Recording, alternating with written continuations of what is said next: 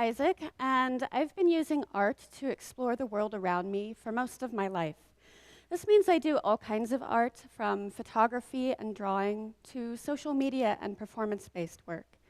In February of 2011, I started a long-term visual and performative project called 10,000 Hours, exploring the idea that it takes 10,000 hours of practice to become an expert at something. I've been learning to knit. So 10,000 Hours is based on the research by Dr. Anders Ericsson that says, expert performers acquire their superior performance and skills through extended, deliberate practice, high concentration practice beyond one's comfort zone, and that it takes a minimum of 10,000 hours of this kind of directed practice to achieve what is considered mastery in various fields. This idea was brought to the general public in about 2008 with Malcolm Gladwell's book, Outliers. Unfortunately, while the book did bring the idea to the public, it also had a tendency to oversimplify the theories behind skill development. For example, you can't just do something for 10,000 hours and be considered a master. It has to be this kind of directed practice at the edge of your abilities. That's a really uncomfortable place to be, which is why I was really interested in discovering what this journey of skill development would be about. So here is my project statement for 10,000 hours. Practice is difficult. It makes us uncomfortable. We need teachers to show us how, what to practice, and we have to do a whole lot of it. External circumstances also have a strong influence on our path to mastery. This is 10,000 hours. It's not sexy. It's not even catchy. It's distinctly unglamorous and unwieldy. This is what I'm interested in. So this was my very first attempt at knitting lace. What was supposed to be an open and airy, lacy eyelet pattern turned into this springy ribbed scarf because I unknowingly did every single lace stitch backwards. This was March 2011. This was March 2012, exactly 1 year later, but more importantly, approximately 1,000 hours of directed practice later. I think this is a pretty good visual summary. Sorry. So while I'm exploring this project through learning to knit, it's not really about knitting. Knitting is the vehicle. And actually, before this project, I really didn't have much of an interest in learning to knit. I chose it because I had absolutely no experience with knitting prior to this project. I knew I would have access to a lot of expert instruction, and I would have visual evidence of my progress along the way. I also instinctively felt that knitting itself is a measurement of time, and so much about this project is about time, the way we feel it, the way we assign significance to it, and the ways that it changes us. So here's some of the nuts and bolts of how I go about it. I take all of the classes and workshops that I am able to. I read about knitting a lot. Obviously, I practice. I also try to immerse myself in various aspects of knitting culture, meeting with local knitting groups, talking with other designers, and even attending a knitting convention. Yes, those exist. The internet. This project really wouldn't exist without the internet for two main reasons. First, I am easily able to look up techniques and tutorials to refresh my memory about things after I no longer have access to the teachers who taught me them. But also, I can't exactly live in a gallery for 10 years, so this project is experienced mostly online, through the project website, through social media, and through various postings. This is a fragment by the ancient Greek poet Sappho, translated as, "If you're squeamish, don't prod the beach rubble." So in other words, if you're going to look underneath the surface, be prepared to see some really strange things. I'm really very squeamish, but I compulsively prod the rubble. So here are some of the things that I have found underneath the surface of 10,000 hours so far. The impact of outside circumstances on our ability to pursue goals. For example, there is a definite limit to my available funding and my available time to pursue certain kinds of training. I have to find ways to continue my pursuit of skill development within my means and along the avenues that are available to me. This means constant assessment of possible opportunities and thinking of ways to maximize those opportunities. Gender bias. There's a lingering gender bias in obviously many things, but related to this in fiber art. Knitting was traditionally associated with women and is largely underrepresented in arts venues and institutions. As a female artist, I was not terribly excited about taking this on. Identity destruction through identity construction. This was the main reason that I wanted to explore the pursuit of mastery. This idea fascinates me. This is also the aspect of the project that I am currently struggling with the most. My training was in, and my background is as a printmaker. Very few people know me as a printmaker now. Now I am a knitter.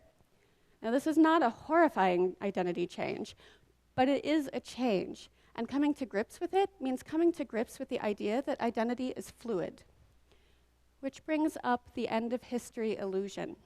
The theory that while most of us can acknowledge that we are significantly different individuals now than we were 10 or even 5 years ago, it's very difficult for us to envision any sort of significant change in ourselves in the future. And of course, that failure is unavoidable and actually necessary for skill development to happen. In order to be good at something, we first have to be bad at it. The master's failures outnumber the novice's total number of attempts. While we have to play the game to win, we also have to realize that we are going to need to restart many, many times.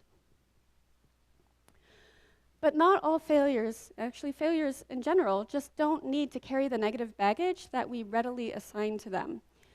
All experiences can be neutral. It's how we color them that shapes what we take from them. So, the yellow scarf on the left. We could obviously stick this in the failures category because it did not turn out at all to be what it was intended to be. But it's a perfectly nice little ribbed scarf. The shawl on the right, it's lovely. But if I don't learn to look at all of my work with a critical eye, I won't progress. So each project that I finish, I can tell you what didn't go quite right and what I need to work on in the future without any sort of negative emotion attached to it. So for example, with the shawl, there's beading along the bottom that should be lined up. Mine's a little wonky. There's open work at the top that should be uniform in size. Mine isn't. It's lovely. I'm very proud of it, and I wear it all the time, but I have to be able to look at these things and be aware that the next time these aspects come up, I need to focus there and develop those skills.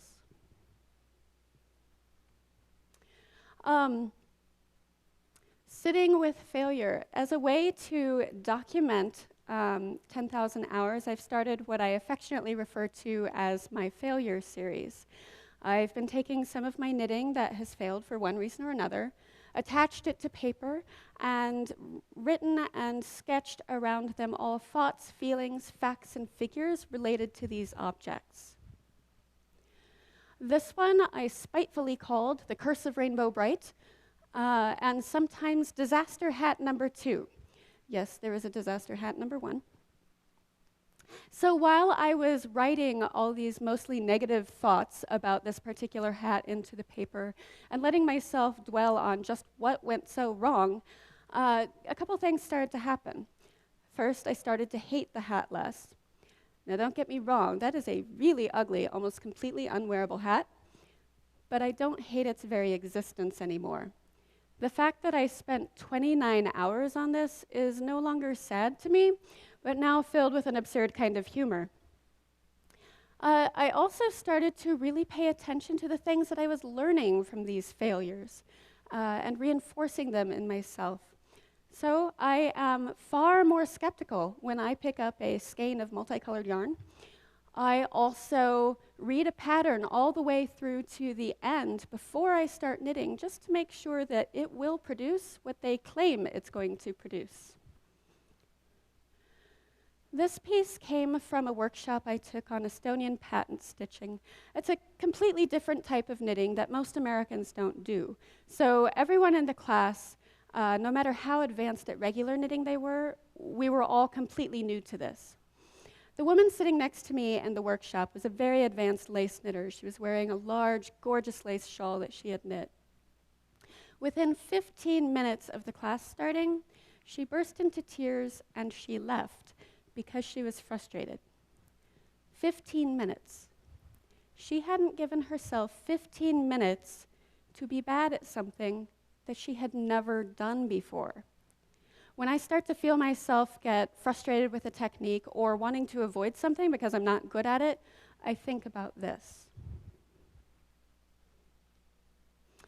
And life can only be understood backwards, but it must be lived forwards. So since I cannot show you where I will be at the end of 10,000 hours, I will show you some of where I've been so far.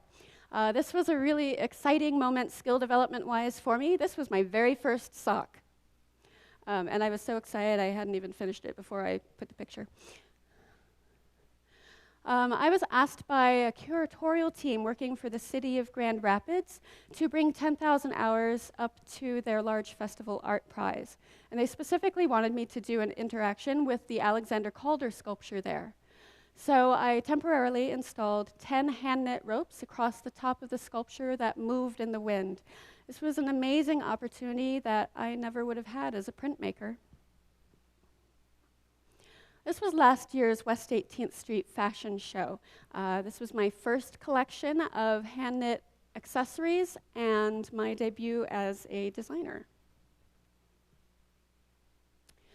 Knitting has crept its way into other non-10,000 hours related projects. So basically, knitting has now become a natural tool of expression for me. This was a large collaborative project I worked on called Into the Night Sea. I knit several objects and costumes, including the hand-knit dragon puppet, the creature's costume, and the conjoined twin teddy bears. So, counting 10,000 hours. Although I knew what I was getting myself into at the beginning of this project, I still had trouble facing the numbers when they were spelled out like this. But then I'm also the kind of person that if I think about having to make my bed every single day for the rest of my life, I kind of wig out. I really have to stay in the present. But now, 3 years into 10,000 hours, I can talk about the numbers now.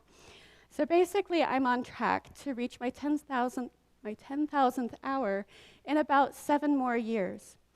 Now, various factors could shorten or lengthen that, but in general, that is on track with the number of years cited in the original research. This has been a life-changing project that forces me to look under the surface of so many aspects, and I learn about the way we learn and skill development and the way it changes us. So once again, I'm Laura Isaac. Thank you so much for the opportunity to share part of my journey with you.